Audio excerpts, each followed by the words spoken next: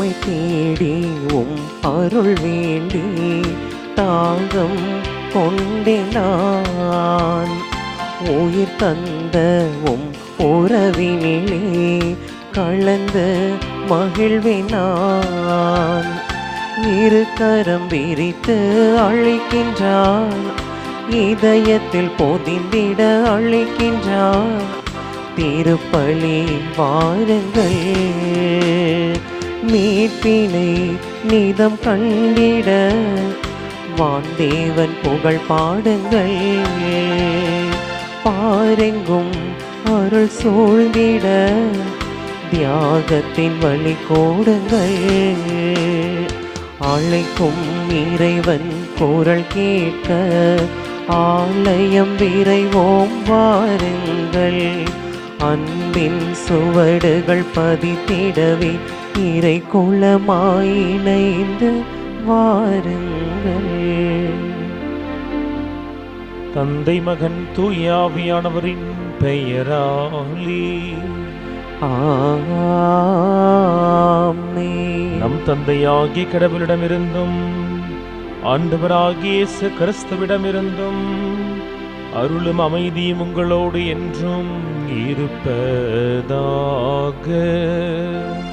உம் ஆன்மாவோடும் இருப்பதாக. இறையேசுவில் பிரியமானவர்களே, ஏப்ரல் மாதத்தினுடைய கடைசி நாளில் நாம் ஆண்டவருக்கு நன்றி சொல்லுவோம். கடந்த மாதம் முழுமைக்குமாக ஆண்டவர் நம்மை வழிநடத்தி இருக்கிறார்.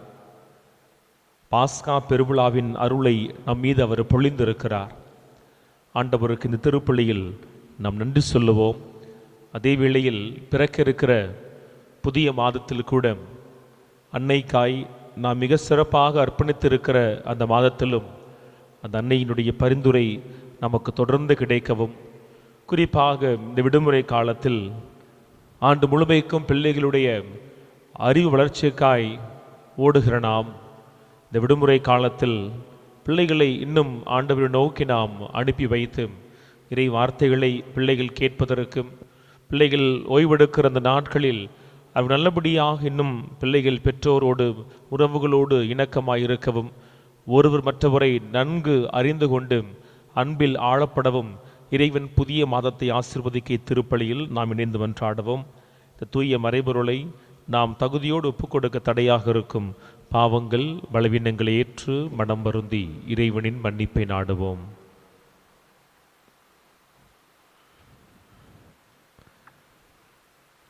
எல்லாம் வல்ல இறைவனிடமும் சகோதர சகோதரிகளே, உங்களிடமும் நான் பாவி என ஏற்றுக்கொள்கின்றேன். ஏனெனில் என் சிந்தனையாலும் சொல்லாலும் செயலாலும் கடமையில் தவறியதாலும் பாவங்கள் பல செய்தேன். என் பாவமே என் பாவமே என் பெரும் பாவமே. ஆகையால் எப்போதும் கன்னியான புனித மரியாவையும் வான தூதர் புனிதர் அனைவரையும், சகோதர சகோதரிகளே உங்களையும் நம் இறைவனாகிய ஆண்டவரிடம் எனக்காக வேண்டிக் கொள்ள மன்றாடுகின்றேன். எல்லாம் உள்ள இறைவன் நம்மை இரக்கம் வைத்து நம் பாவங்கள் பலவீனங்கள் எல்லாவற்றையும் மன்னித்து நம்மை நிலை வாழ்வுக்கு அழைத்துச் செல்வாராக. ஆமென்.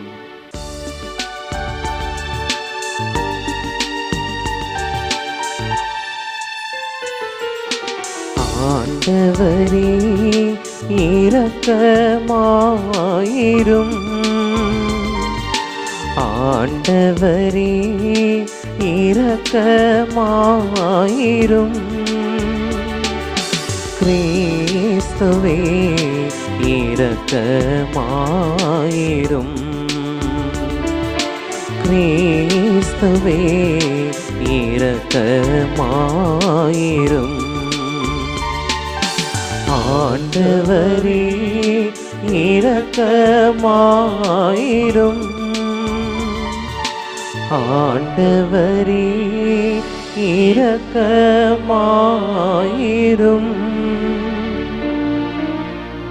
மன்றாடுவோமாக.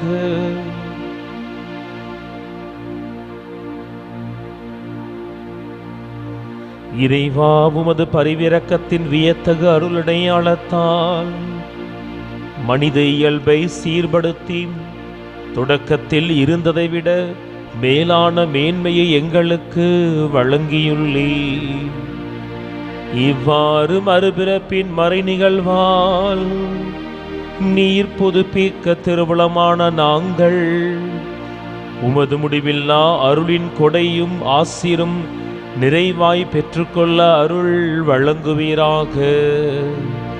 எங்கள் ஆண்டவராகிய இயேசு கிறிஸ்து வழியாக உம்மை மன்றாடுகின்றோம்.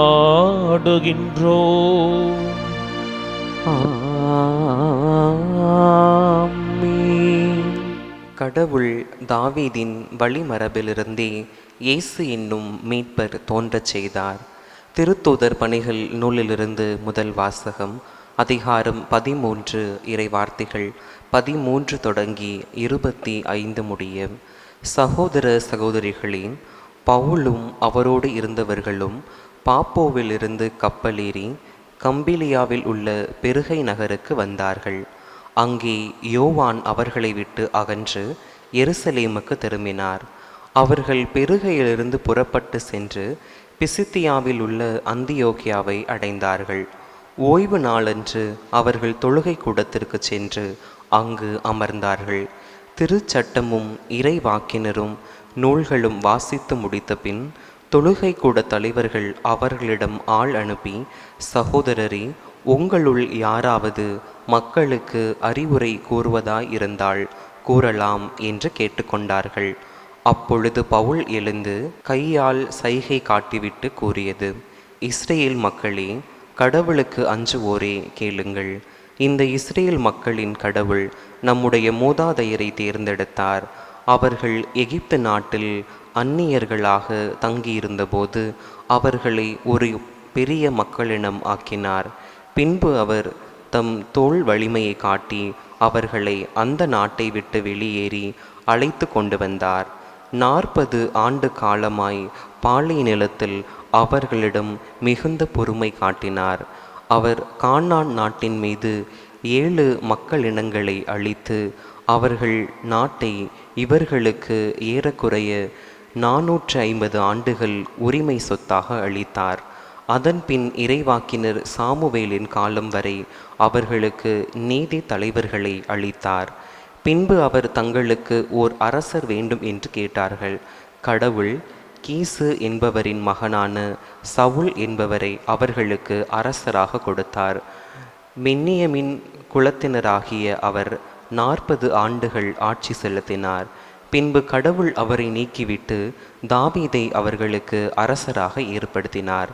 அவரை குறித்து ஈசாயின் மகனான தாவீதை என் இதயத்துக்கு உகந்தவனாக கண்டேன், என் விருப்பம் அனைத்தையும் அவன் நிறைவேற்றுவான் என்று சான்று பகர்ந்தார்.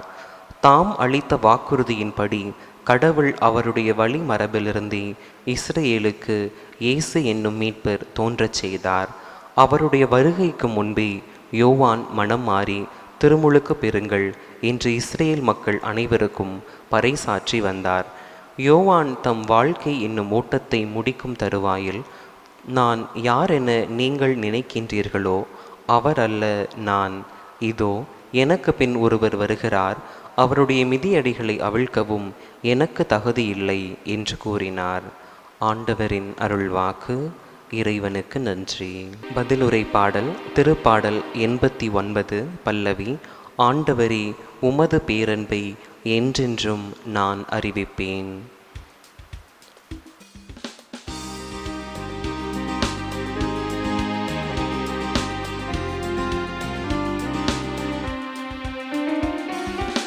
ஆண்டவரே, உமது பேரன்பை என்றென்றும் நான் அறிவிப்பேன். ஆண்டவரே, உமது பேரன்பை என்றென்றும் நான் அறிவிப்பேன். ஆண்டவரே, உமது பேரன்பை என்றென்றும் நான் அறிவிப்பேன், என்றென்றும் நான் அறிவிப்பேன். ஆண்டவரின் பேரன்பை பற்றி நான் என்றும் பாடுவேன். நீர் உண்மையுள்ளவர் என தலைமுறை தோறும் என் நாவால் அறிவிப்பேன். உமது பேரன்பு என்றென்றும் நிலைத்துள்ளது என்று அறிவிப்பேன். உமது உண்மை வானை போல் உறுதியானது. ஆண்டவரே, உமது பேரன்பை என்றென்றும் நான் அறிவிப்பேன். ஆண்டவரே, உமது பேரன்பை என்றென்றும் நான் அறிவிப்பேன். ஆண்டவரே, உமது பேரன்பை என்றென்றும் நான் அறிவிப்பேன். என்றென்றும் நான் அறிவிப்பேன். என் ஊழியன் தாவீதை கண்டுபிடித்தேன். என் திரு தைலத்தாள் அவனுக்கு திரு பொழிவு செய்தேன். என் கை எப்பொழுதும் அவனோடு இருக்கும். என் புயம் உண்மையாகவே அவனை வலிமைப்படுத்தும். ஆண்டவரே, உமது பேரன்பை என்றென்றும் நான் அறிவிப்பேன். ஆண்டவரே, உமது பேரன்பை என்றென்றும் நான் அறிவிப்பேன். ஆண்டவரே, உமது பேரன்பை என்றென்றும் நான் அறிவிப்பேன். என்றென்றும் நான் அறிவிப்பேன்.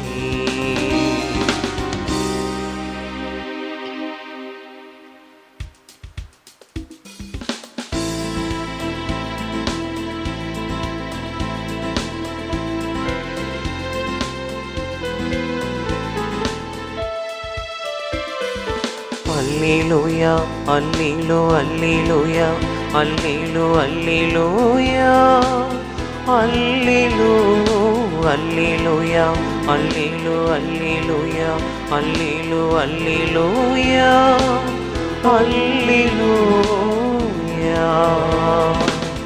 அல்லேலூயா.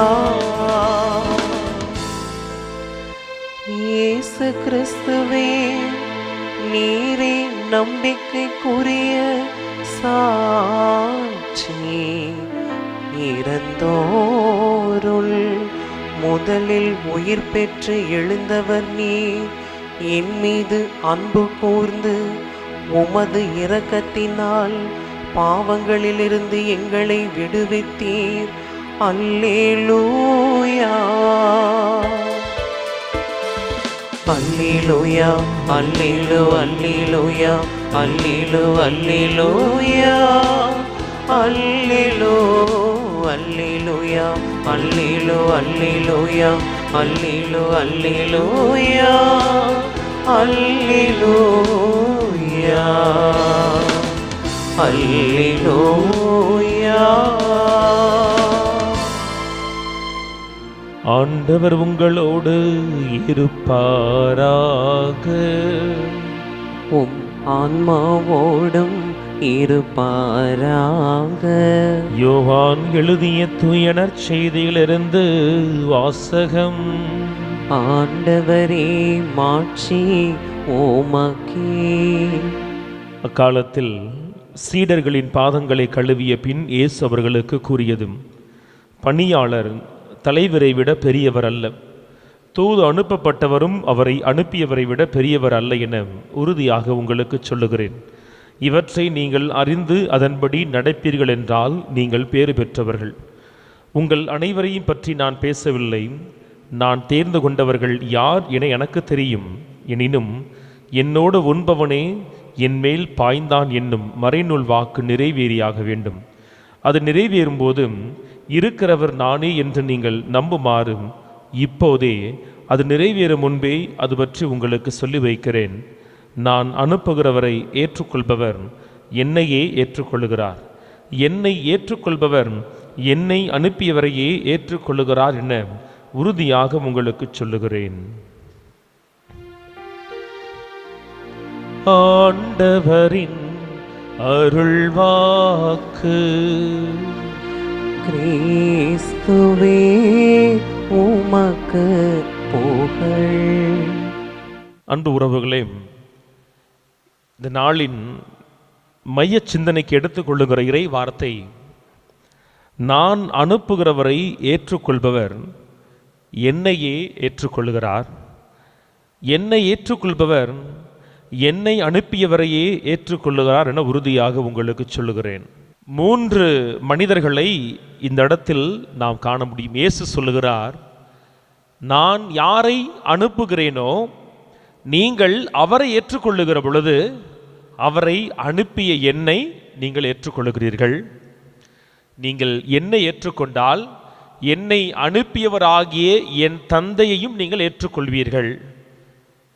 இதை நாம் பொதுவாக பார்க்கிற பொழுது ஆவியானவர் இருக்கிற இடத்தில் விடுதலை உண்டு என வாசிக்கிறோம். பாஸ்கா காலத்தினுடைய நிறைவு நாட்களை நோக்கி பயணப்படுகிற நமக்கு, பெந்தகோஸ்தே பெருவிழாவை நோக்கி நடைபோடுகிற நமக்கு, நான் ஒரு துணையாளரை உங்களுக்கு அனுப்புவேன் என சொன்ன இயேசு வாக்களித்தபடி ஆவியானவருடைய வருகைக்காய் காத்திருக்கிற நமக்கு, இயேசு வழங்குகிறவராய் ஆவியானவர் இருக்கிறார் என்று சொன்னா, ஆவியானவரை ஏற்றுக்கொள்ளுகிற பொழுது ஒருவர் இயேசுவை ஏற்றுக்கொள்ளுகிறார். ஒருவர் இயேசுவை ஏற்றுக்கொள்ளுகிற பொழுது அவர் வானக தந்தையை ஏற்றுக்கொள்கிறார் என சொல்லி முதல் தளமாகிய பொது தளத்தில் நாம் இந்த இறை வார்த்தையை புரிந்து கொள்ளலாம். அல்லது இரண்டாவது ஒரு தளம் இருக்கிறது, அது நற்செய்தியை முதல் வாசகத்தோடு பொருத்தி பார்க்கிற ஒரு நிலை. கிறிஸ்தவர்களுக்கு எதிராக இருந்த சவுலை அழைத்து தன் பணிக்கென இயேசு கிறிஸ்து அனுப்புகிற பொழுது அந்த பவுல் கால்நடையாக நடந்து சென்ற இடமெல்லாம் இயேசுவை குறித்து அவர் எடுத்துரைக்கிறார். இன்னைக்கு முதல் வாசகத்தை நீங்கள் வாசிக்க கேட்டால் ஒட்டுமொத்த பழைய ஏற்பாட்டினுடைய சுருக்கத்தை மிக அழகாக பவுல் சொல்லியிருப்பார். பழைய ஏற்பாட்டையும் கடந்து புதிய ஏற்பாட்டையும் பழைய ஏற்பாட்டையும் இணைக்கிறவராகிய திருமுழுக்கு யோவானுடைய வாழ்க்கையின் அம்சங்களையும் இணைத்து இறை மக்களிடத்தில் எடுத்துரைக்கிறவராய் பவுல் இருக்கிறார். பாருங்களே, இயேசு தேர்ந்தெடுத்து அனுப்பிய அவரின் ஊழியர் பழைய ஏற்பாட்டின் சாரம்சத்தை சொல்லி புதிய ஏற்பாட்டில் இயேசுவுக்கு திருமுழுக்கு கொடுக்கிற திருமுழுக்கு யோவானின் வாழ்க்கை வரை தன் ஒரே ஒரு மறையுரையில் அவர் மிக அழகாக மக்களுக்கு எடுத்து சொல்லிவிட்டார். ஆக யாரெல்லாம் முதல் வாசகத்தில் சொல்லியுள்ளபடி பவுலின் வார்த்தைகளை கேட்டு பவுலை ஏற்றுக்கொள்ளுகிறார்களோ அவர்கள் தமஸ்கு நகருக்கு சென்ற பவுலை அழைத்து தன் பணிக்கென அனுப்பிய இயேசுவையும் ஏற்றுக்கொள்ளுகிறார்கள்.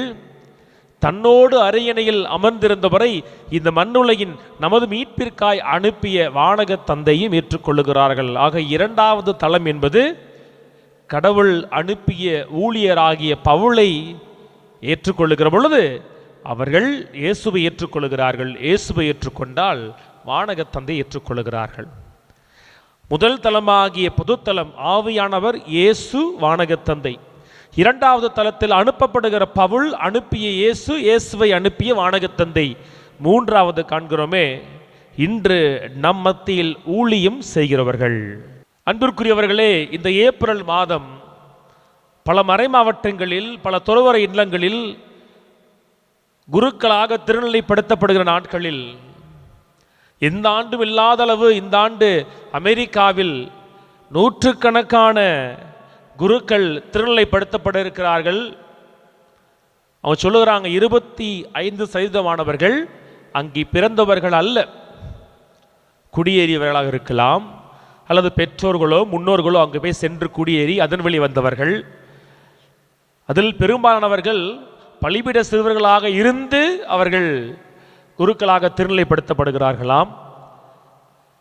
எந்த குடும்பம் உடைபடாமல் இருக்கிறதோ, தாய் தந்தையினுடைய அரவணைப்பில் வளர்ந்த பிள்ளைகளாக இருக்கிறார்களோ சொல்லி ஒரு 400 பேரை குறித்த ஒரு அழகான ஒரு ஆர்டிக்கலை வாசிச்சேன். இப்படி அருள் பொழிவுகள், திருப்பொழிவுகள், இறுதி வார்த்தைப்பாடுகள் எங்கும் நிகழ்கிற இந்த சூழலில் பொது குருத்துவமாகிய திருமுழுக்கு பெற்ற ஒவ்வொரு குடும்பத்திலும் இருந்து கடவுள் தனக்கென சொல்லி பணிக்குருத்துவத்திற்காய் ஊழியர்களை அவர் தேர்ந்தெடுக்கிறார். அப்படி தேர்ந்தெடுக்கப்படுகிற ஊழியர்கள் பணி செய்கிற களம்தான் மூன்றாவது தளம். நாங்கள் எல்லோருமே ஒரு வகையில் இயேசுவால் அழைக்கப்பட்டு உங்கள் மத்தியில் ஊழியம் செய்வதற்காய், பணி செய்வதற்காய், இறை வார்த்தை எடுத்துச் சொல்லுவதற்காய் அனுப்பப்பட்டிருக்கிறோம்.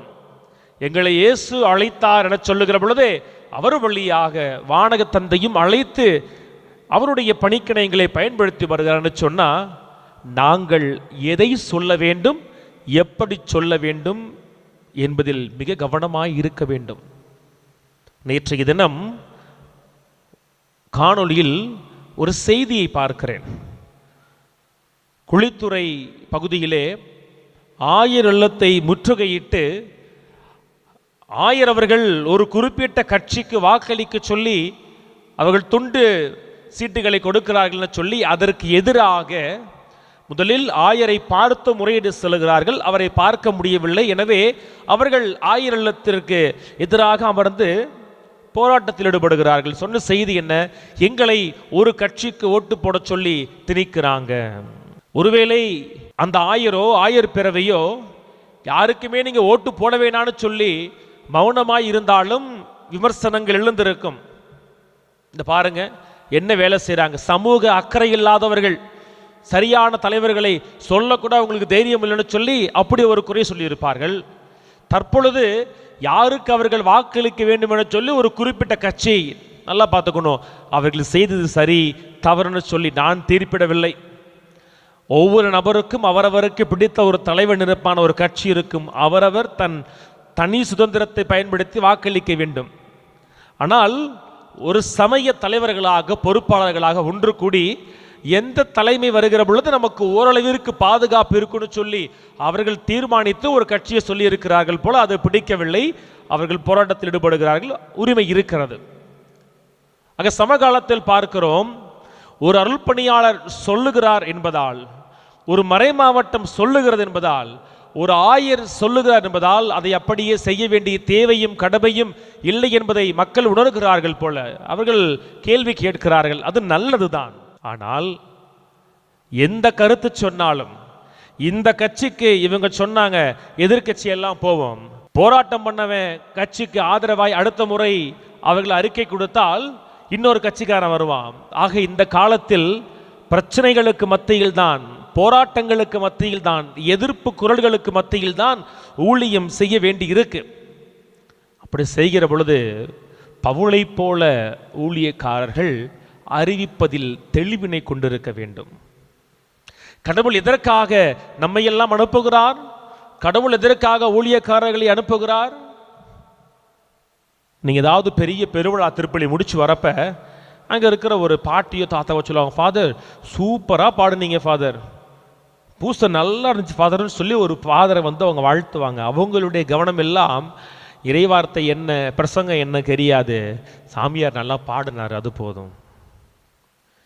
அல்லது மறையுரை கொடுக்கிற பொழுது, ஃபாதர் அந்த ஒரு குருவி கதை சொன்னீங்க பாருங்க, அந்த கதை ரொம்ப பிடிச்சிருந்துச்சு ஃபாதர், ஃபாதர் ஒரு கதை சொன்னீங்க பாருங்க, அந்த கதை சூப்பராக இருந்துச்சு ஃபாதர், கதையோடு முடிந்து போவார்கள். ஒரு சில மக்கள் என்ன எதிர்பார்ப்பாங்க, ஃபாதர் நல்ல ஜோக்கு சொன்னீங்க ஃபாதர், நல்லா காமெடி பண்ணீங்க ஃபாதர். அவங்க திருப்பலி முடிஞ்சு வீட்டுக்கு போறப்ப மனசுல அவர் சொன்ன ஜோக்கு தான் நிற்குது, அவர் சொல்ல வந்த செய்தி நிற்கல. இன்னைக்கு பெரும்பாலான நேரங்களில் மறையுறையும் இறைவார்த்தை பகிரும் அல்லது அனுப்பப்பட்டவர்களுடைய மக்களுக்கு நடுவிலான இறைவார்த்தை உரையாடல் என்பது கதைகளாக, ஓமைகளாக, உருவகங்களாக, நகைச்சுவைகளாக, கட்டுக்கதைகளாக அது முடிஞ்சு போயிருது. அப்படி யாரெல்லாம் முறையாக இறைவார்த்தையை அமர்ந்து தயாரிக்காமல் அதை மறையுறையாய் கொடுக்கிறார்களோ உண்மையில் அவர்கள் அனுப்பப்பட்ட பணியை அவர்கள் செய்வதில்லை. பல நேரங்களில் எங்கிருந்து அந்த ஒரு மனநிலை, அந்த ஒரு தைரியம் பணியாளர்களுக்கு வருகிறது? பங்கு தளங்களில் இறைமக்கள் வாஞ்சையோடு வார்த்தையை கேட்பதில்லை. பிரசங்கம் முடிஞ்ச உடனே சாமியார் எனக்கு பிடிக்கும், சாமியார் என் சொந்தக்காரு, சாமியாருடைய சொந்தக்காரவங்களுக்கும் எங்க சொந்தக்காரங்களுக்கும் பொண்ணு கொடுத்துருக்கோன்னு சொல்லி உறவின் அடிப்படையில், நட்பின் அடிப்படையில், பழக்கத்தின் அடிப்படையில் பல நேரங்களில் தவறான விமர்சனங்கள் கொடுப்போம். ஃபாதர் சூப்பரா இருந்துச்சு ஃபாதர் பிரசங்கம், அவர் வைக்கிற இறைவார்த்தை பகிர்வு சரின்னு சொல்லி நாமே அவர்களை கற்றுக் கொடுப்போம் தவறான பாதையில்.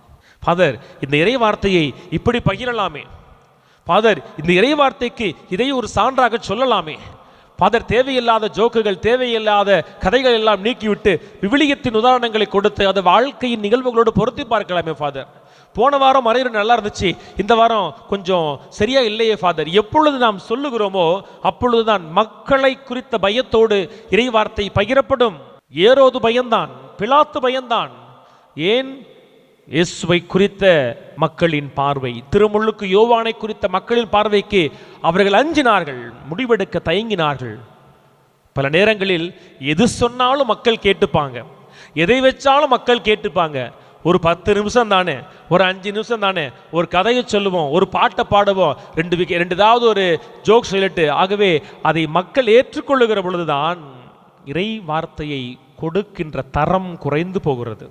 இன்னைக்கு நற்செய்தியில் என்னோடு உண்பவனே என் மேல் பாய்ந்தான்னு சொல்லுவாங்க பார்த்தீங்களா, அதை இப்படி கூட எடுத்துக்கொள்ளலாம். நான் நம்பி அனுப்பிய ஒரு ஊழியன் இறை வார்த்தையின் தாகத்தை, இறை வார்த்தை பசியை இந்த ஒரு பங்கு தளத்தில், இந்த நிறுவனத்தில் அவன் தீர்க்க வேண்டும் என சொல்லி நம்பி அனுப்பிய ஊழியன் அந்த தாகத்தை அவன் தீர்ப்பதில்லையே, பசி ஆற்றுவதில்லையே. ஆகவே தானே மந்தைகள் கலைந்து செல்லுகிறார்கள். அப்படி யாரெல்லாம் நம்முடைய பணித்தளத்தில் இறை வார்த்தைக்காய் மக்கள் தாகத்தோடு வெளியே போனாங்கன்னு சொன்னா, நாமும் இயேசுவின் மீது பாய்கிற குற்றத்தை செய்கிறோம், அவரை காட்டி கொடுக்கிறோம்.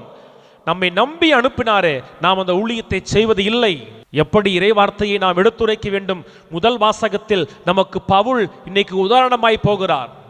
இயேசுவிற்கு எதிராக இருந்த ஒரு மனிதன் இயேசுவை குறித்து எவ்வளவு அழகாய், நாம் உண்மையோடு வரலாறு சற்றும் தெரியாமல் அழகாய் சொல்லுகிறாரே. கடவுள் அழைத்ததிலிருந்து, கடவுள் மீட்டதிலிருந்து, உரிமை நிலத்திற்குள் அழைத்து சென்றதிலிருந்து, நீதி தலைவர்களை அரசர்களை கொடுத்து வழிநடத்தியதிலிருந்து, இறைவாக்கினர் வழியாக பேசியதிலிருந்து, கடைசியாக புதிய ஏற்பாட்டின் காலத்தில் தான் தேர்ந்து கொண்ட மகன் வழியாக எப்படியெல்லாம் கடவுள் செயலாற்றார் என சொல்லி பாருங்களே. அவர் மிக அழகாக இறைவார்த்தை எடுத்துச் சொல்லுகிறார். நான் மறுதளித்த ஒருவனை இப்பொழுது எடுத்துச் சொன்னால் சிரிப்பார்களே, நான் வேண்டாம் என சொன்ன ஒருவனை இப்பொழுது வேண்டும் என சொன்னால் இந்த மக்கள் என்னை கேள்விக்குட்படுத்துவார்களே. பவுல் யோசிக்கவில்லை. பவுல் மிக தெளிவாக, என் பழையது எப்படி இருந்தால் பரவாயில்லை, நான் பெற்றுக்கொண்ட அழைப்பிற்கு ஏற்ப எவருக்கு முன்னும் எங்கும் இறை வார்த்தையை மிக சரியாய் சொல்லுவேன்னு சொல்லி எழுந்து அவர் மிக அழகாய் சொன்னாரே. அவர் சொன்னதில் ஏதாவது ஒரு பிழை உண்டா? ஏதாவது ஒரு திருத்தம் உண்டா? இயேசுவை அறியாதவனுக்கு எப்படி இவ்வளவாய் தெரிந்திருக்குன்னு சொல்ல முடியுமா? திருமுழுக்கு யோவானிடத்தில் திருமுழுக்கு பெற்ற பொழுது இயேசுவின் திருத்தூதர்கள் கூட அழைக்கப்படவில்லை. அந்த காலகட்டத்தில் நடந்ததையெல்லாம் மிக தெளிவாய் சொல்லுகிறான்னு சொன்னா, அவர் கற்றார், கற்றதை மிக தெளிவாய் எடுத்து சொன்னார். ஆகவேதான் அவரால் மக்களை இயேசுவுக்கு பெற்றுக் கொடுக்க முடிந்ததுன்னு சொன்னா, அப்படிப்பட்ட இறைவார்த்தை பகிர்வு ஒவ்வொரு திருப்பலியிலும் ஒவ்வொரு நேரமும் அது நடக்க வேண்டும். நாம் எடுத்து சொல்லுகிற இறைவார்த்தை பகிர்வில் ஒன்றாவது மக்களை தொடுகிற பொழுதுதான் அனுப்பப்பட்டதின் நோக்கத்தை நாம் நிறைவு செய்கிறோம். நம்முடைய இறைவார்த்தை அவர்களை தொடவில்லை, அது கண்ணுக்கும் காதுக்கும் விருந்தாய் மாறி போச்சு. அது உள்ளத்தை, ஆன்மாவை தொடலன்னு சொன்னா, அந்த இறைவார்த்தை என்பது ஜோடிக்கப்பட்ட வார்த்தைகள் மட்டும்தானே ஒழிய அது அனுப்பப்பட்ட ஆண்டவருடைய வார்த்தைகளாக இருக்கவே இருக்காது. எப்படி சொல்லுவது? நேரத்தை, காலத்தை புரிஞ்சுக்காம சொல்ல முடியுமா?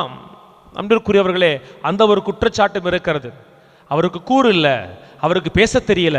இல்லை, பல நேரங்களில் உண்மைகளை பேச வேண்டியவர்கள், கிடைக்க வேண்டிய ஆதாயங்கள் பறிபோகும் என சொல்லி உண்மைகளை பேசாமல் இருக்கிறோம்.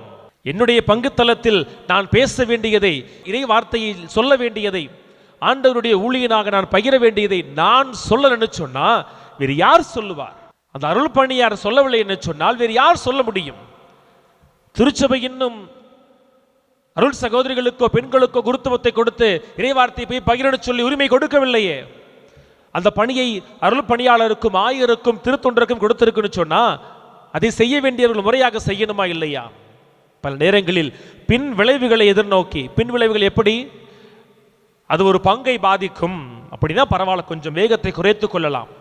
ஆனால் அது என்னை பாதிக்கும், என் உறவுகளை பாதிக்கும், என் ஆதாயத்தை பாதிக்கும் என்று சொல்லி தனிப்பட்ட விதத்தில் கிடைக்கிற பொருள், பண தேவைகளுக்காய் இறை வார்த்தையை எப்பொழுது சொல்லாமல் ஒரு ஊழியன் தன் கடமையை தவற விடுகிறானோ அவன் ஆண்டவர் மேல் பாய்ந்தவனாய் அனுப்பப்பட்டது நோக்கத்தை நிறைவு செய்யாமல் இருக்கிறான். நான் வைக்கிற மறையுரைக்கு எதிர்ப்புகள் கிளம்பவில்லை என சொன்னால், இறைவார்த்தையை பகிர்ந்து கொடுக்கிற பொழுது அது மக்கள் மனதில் கேள்விகளை எழுப்பவில்லை என சொன்னால், நாம் இறைவார்த்தை கொடுக்கிற பொழுது அது செத்த மீனை போல, அடித்து செல்லப்படுகிற இலையை போல ஓடிக்கொண்டிருக்கிற மக்கள் மனதில் ஒரு புதிய பார்வையை, ஒரு புதிய தெளிவை, ஒரு புதிய கேள்வியை, அது ஒரு சலனத்தை ஏற்படுத்தவில்லைன்னு சொன்னால் நாம் முறையாக இறைவார்த்தையை கொடுக்கவில்லைன்னு அர்த்தம். ஆக 2 உதாரணங்கள் இன்று கொடுக்கப்படுகிறது. பவுலை போல எதை எங்கு எப்படி பேச வேண்டும் என சொல்லி தகுந்த தயாரிப்போடு பேசுகிறவர்கள் அனுப்பப்பட்ட நோக்கத்தை மிகச்சரியாய் செய்கிறவர்கள். அப்படி அனுப்பப்பட்டவர்களை மக்கள் ஏற்றுக்கொள்ளுகிற பொழுது அவர்கள் இயேசுவையும் ஆண்டவரையும் ஆவியானவரையும் சேர்த்து ஏற்றுக்கொள்ளுகிறார்கள். அவர்கள் ஏற்றுக்கொண்ட மூவர் கடவுள் நிச்சயம் அவர்களை ஆசீர்வதிப்பார். அப்படி ஏற்றுக்கொள்ளாத பொழுது அனுப்பப்பட்டவரும் கடவுளுக்கு எதிராக இருக்கிறார், இறைவார்த்தையை பெறாதவர்களும் கடவுளுக்கு எதிராக இருக்கிறார்கள். ஆகவே சற்று நாம் இந்த கேள்வி என்பது ஊழியர்களுக்கும் பொருந்தும், இறை மக்களுக்கும் பொருந்தும். உண்மையை எடுத்துச் சொல்லுகிற பொழுது அதை நான் பெற்றுக்கொள்ளுகிறேனா? பல நேரங்களில் நம்முடைய ஆலயங்கள் எல்லாமே, என்னுடைய தனிப்பட்ட கருத்து, அது வழியோரம் விழுந்த விதைகளைப் போல இருக்கிறது. நம்முடைய ஆலயங்கள் அந்த வழியோர பாதைகளைப் போல இருக்கிறது.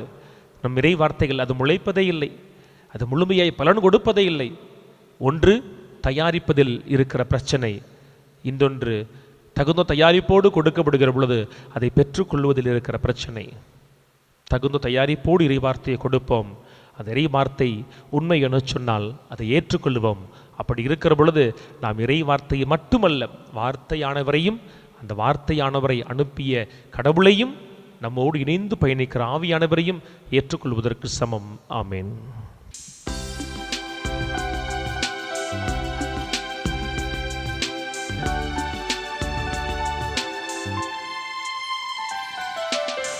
உழைப்பின் கனிது உனக்காக, உன்னருள் கொடைகளின் பலனாக. உழைப்பின் கனிது உனக்காக, உன்னருள் கொடைகளின் பலனாக. படைத்தவன் கரங்களில் மகிழ்வாக, படைத்தவன் கரங்களில் மகிழ்வாக. உன் படைப்பினில் சிறந்ததை தருகின்றேன், படைப்பினில் சிறந்ததை தருகின்றேன். உனக்கென நான் தரும் காணிக்கையே உவப்புடன் ஏற்பாய் என் இறைவா. அன்பு உறவுகளே, உங்களுடையதும் என்னுடையதுமான இப்பலி எல்லாம் வல்ல வானக தந்தைக்கு ஏற்றதாகும்படி மன்றாடுங்கள். ஆண்டவர் தமது பெயரின் புகழ்ச்சிக்காகவும் ஆட்சிக்காகவும் நமது நன்மைக்காகவும் புனித திரு அவை அனைத்தின் நலனுக்காகவும் உமது கையிலிருந்து இப்பலியை ஏற்றுக்கொள்வாராக. ஆண்டவரே, இப்பலியின் காணிக்கைகளோடு எங்கள் வேண்டல்கள் உம்மை நோக்கி எழுவனவாக. இவ்வாறு நாங்கள் உமது மேன்மையால் தூய்மையாக்கப்பட்டு உமது பேரிரக்கத்தின் அருளடையாளங்களை பெற்றுக்கொள்ள தகுதி பெறுவோமாக. எங்கள் ஆண்டவர் ஆகிய இயேசு கிறிஸ்து வழியாக உம்மை மன்றாடுகின்றோம்.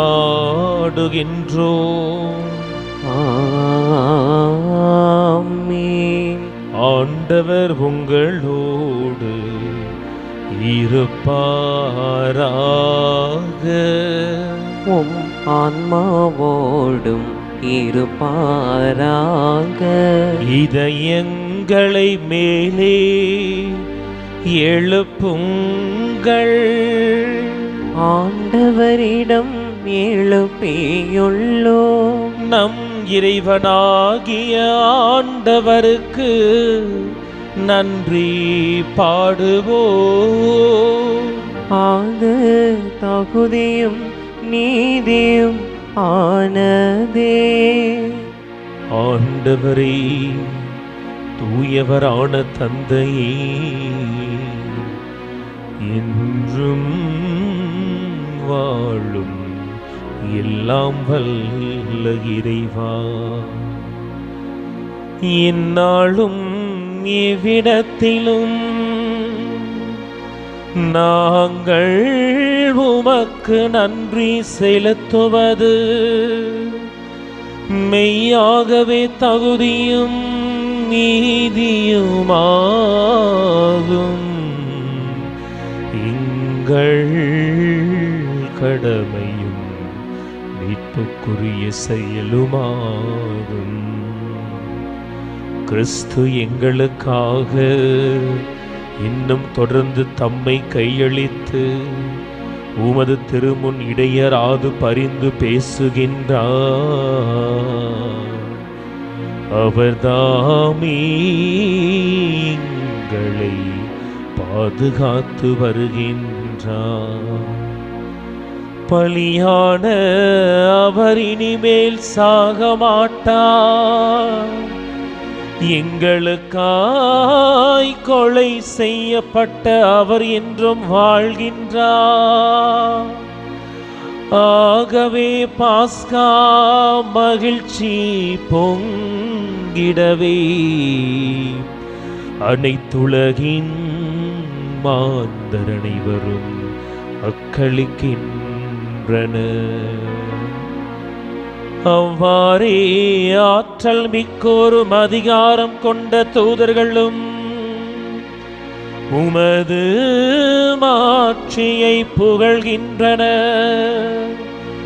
அவர்களோடு நாங்களும் ஒன்றாய் இணைந்து உமது புகழினை பாடுவதாவது.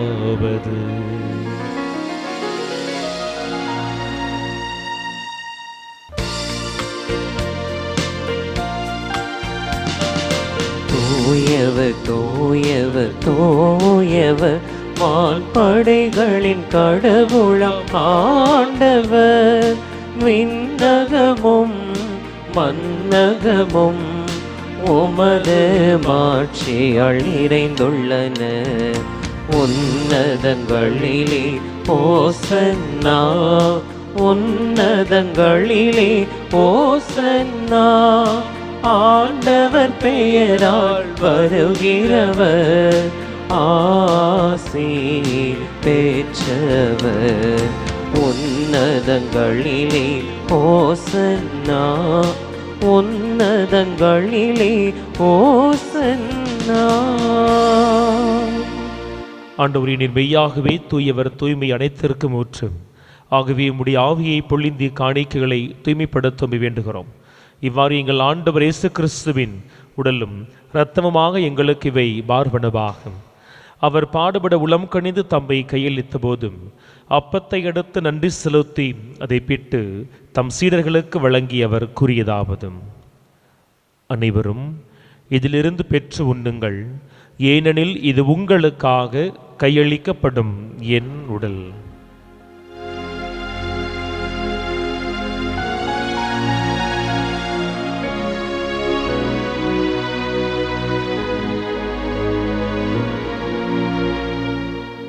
அவ்வண்ணமே இரவு விருந்தை அருந்திய பின் கிண்ணத்தையும் எடுத்து மீண்டும் உமக்கு நன்றி கூறி தம் சீடர்களுக்கு வழங்கி அவர் கூறியதாவது, அனைவரும் இதிலிருந்து பெற்று பருகுங்கள், ஏனெனில் இது புதிய நிலையான உடன்படிக்கைக்கு உரிய என் இரத்தத்தில் கிண்ணம். இது பாவ மன்னிப்புக்கென்று உங்களுக்காகவும் பலருக்காகவும் சிந்தப்படும். இதை என் நினைவாக செய்யுங்கள்.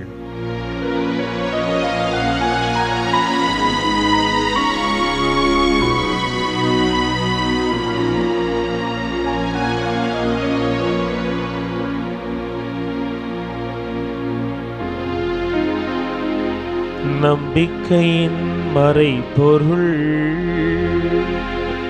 ஆண்டவரே, நீர் வருமளவும் உமது இறப்பினை அறிக்கையிடுகின்றோம், உமது உயிர்ப்பினையும் எடுத்துரைக்கின்றோம். ஆகவே ஆண்டவரே, நாங்கள் கிறிஸ்துவின் பாஸ்காவின் நினைவு கூர்ந்தும் வாழ்வை மீட்பை வழங்கும் அப்பத்தோடும் கிண்ணத்தோடும் எங்கள் வேண்டுதலையும் உம்முடைய திருப்பாதம் ஒப்புக் கொடுக்கிறோம். உம் திருமுன் நின்று ஊழியும் புரிய தகுந்தவர்களாக எங்களை ஏற்றுக்கொண்டு நமக்கு நன்றி செலுத்துகிறோம். மேலும் கிறிஸ்துவின் உடலிலும் இரத்தத்திலும் பங்கு கொள்ளும் எங்களை தூய் ஆவியான ஒன்று சேர்த்திருளும்படி ஆகும் தாழ்மையோடு மன்றாடுகிறோம். ஆண்டவரே, உலகெங்கும் பரவி இருக்கும்படிய திரு அவையில் நினைவு கூர்ந்தருளும். எங்கள் திருத்தந்தை சிங்கராயர், எங்கள் ஆயர் ஆரோக்கியராஜ், எல்லா திருநிலையினர் அனைவரோடும் உமது திரு அவை அன்பில் நிறைவு பெறச் செய்தருளும். உயிர்த்தலும் எதிர்நோக்குடன் துயில் கொள்ளும் எங்கள் சகோதர சகோதரிகளையும் இறந்தோர் அனைவரையும் இரக்கத்தோடு நினைவு கூர்ந்தும் உமது திருமுக ஒளியினுடைய ஏற்றருளும். எங்கள் அனைவர் மீதும் இரக்கமாயிரம்.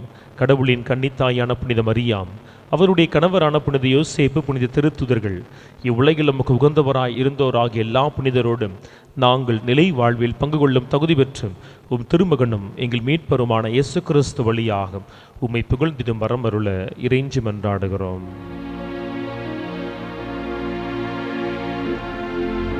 இவர் வழியாக, இவரோடு, இவரில் எல்லாம் வல்ல இறைவனாகிய தந்தையே, தூய ஆவியாரின் ஒன்றிப்பில் எல்லா புகழும் ஆட்சியும் என்றென்றும் உமக்கு உரியதே. ஆமென், ஆமென், ஆமென். மீட்பரின் கட்டளையினால் கற்பிக்கப்பட்டு இறைப்பிடிப்பினையால் பயிற்சி பெற்ற நாம் துணிந்து மன்றாடுவோம். விண்ணுலகில் இருக்கின்ற எங்கள் தந்தையே, உமது பெயர் தூயது என போற்ற பெருக.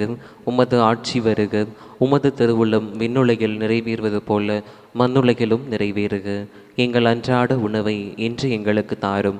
எங்களுக்கு எதிராக குற்றம் செய்வோரை நாங்கள் மன்னிப்பது போல எங்கள் குற்றங்களை மன்னியும். எங்களை சோதனைக்கு உட்படுத்தாதையும் தீமையிலிருந்து எங்களை விடுவித்தருளும். ஆண்டவரே, உலகம் தர முடியாத அமைதி எங்களுக்கு வழங்குபவரே, நீர்தாமே எங்கள் ஒவ்வொருவருக்கும் அந்த அமைதியை இந்த நாளில் தந்தும் இந்த மாதம் முழுமைக்கும் பாதுகாத்த தேவன், புதிய மாதத்தை குறித்து எந்த விதமான அச்சமும் கலக்கமும் இல்லாதபடி ஆண்டவரே, உமது அமைதியில் நாங்கள் நடைபோடுகிறார்களை எங்களுக்கு வழங்குவீராக. என்றென்றும் வாழ்ந்து ஆட்சி செய்கின்றவர் நீரே. ஆமென். நம் ஆண்டவர் இயேசு கிறிஸ்துவினுடைய அமைதி உங்கள் அனைவரோடும் என்றும் இருப்பதாக, உம் ஆன்மாவோடும் இருப்பதாக. ஒருவருக்கொருவர் அமைதியை பகிர்ந்து கொள்வோம். உலகின் பாவங்களை போக்கும் இறைவனின் செம்மறியே, எங்கள் மேல் இரக்கமாயிரும். உலகின் பாவங்களை போக்கும் இறைவனின் செம்மறியே, எங்கள் மேல் இரக்கமாயிரும். உலகின் பாவங்களை போக்கும் இறைவனின் செம்மறியே, எங்களுக்கு அமைதியை அளித்தருளும். இது இறைவனின் செம்மறி, நம்மை தம் பணிக்காய் அனுப்புகிறவர். இவருடைய திருவிருந்து களைக்க பெற்ற நாம் அனைவரும் பேறு பெற்றவர்கள். ஆண்டவரே, நீர் நிலத்தில் எழுந்தருள நான் தகுதியற்றவன். ஆனால் ஒரு வார்த்தை மட்டும் சொல்லி அருளும், எனது ஆன்மா நலமடையும்.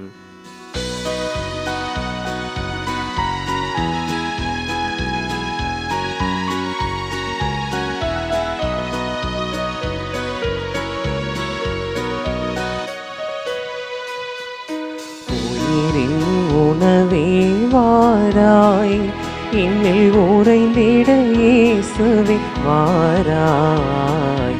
உயிரின் உணவே வாராய்.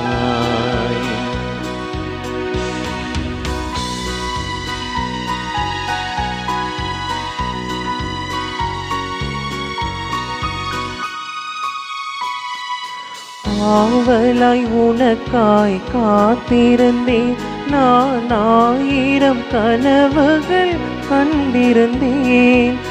ஆவலாய் உனக்காய் காத்திருந்தேன், நான் 1000 கனவுகள் கண்டிருந்தேன். ஆறுதல் அளித்து அன்பு செய்ய, ஆறுதல் அளித்து அன்பு செய்ய, இந்த அன்பின் உணவில் வந்தாயே, அன்பின் உணவில் வந்தாயே. உயிரின் உணவே வாராய், என்னில் உறைந்திட இயேசுவே வாராய். உயிரின் உணவே வாராய். நன்றி கூறி மன்றாடுவோமாக. என்றென்றுமுள்ள எல்லாம் வல்ல இறைவா, கிறிஸ்துவின் உயிர்ப்பினால் நிலை வாழ்வுக்கு எங்களை புதுப்பித்தீர். பாஸ்கா அருளடையாளத்தின் கனிகளை எங்களில் பெருகச் செய்து எங்கள் உள்ளங்களில் மீட்பளிக்கும் உணவின் ஆற்றலை பொழிந்தருள்வீராக. எங்கள் ஆண்டவர் ஆகிய இயேசு கிறிஸ்து வழியாக உம்மை மன்றாடுகின்றோம்.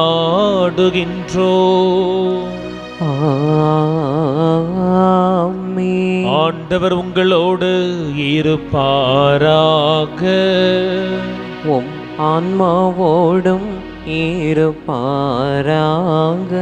எல்லாம் வல்ல இறைவன் தந்தை, மகன், தூய ஆவியார் உங்கள் அனைவரையும் நிறைவாக ஆசீர்வதிப்பாராக.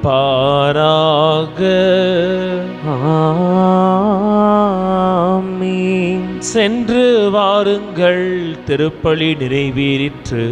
அல்லேலூயா, அல்லேலூயா. இறைவனுக்கு நன்றி. அல்லேலூயா, அல்லேலூயா.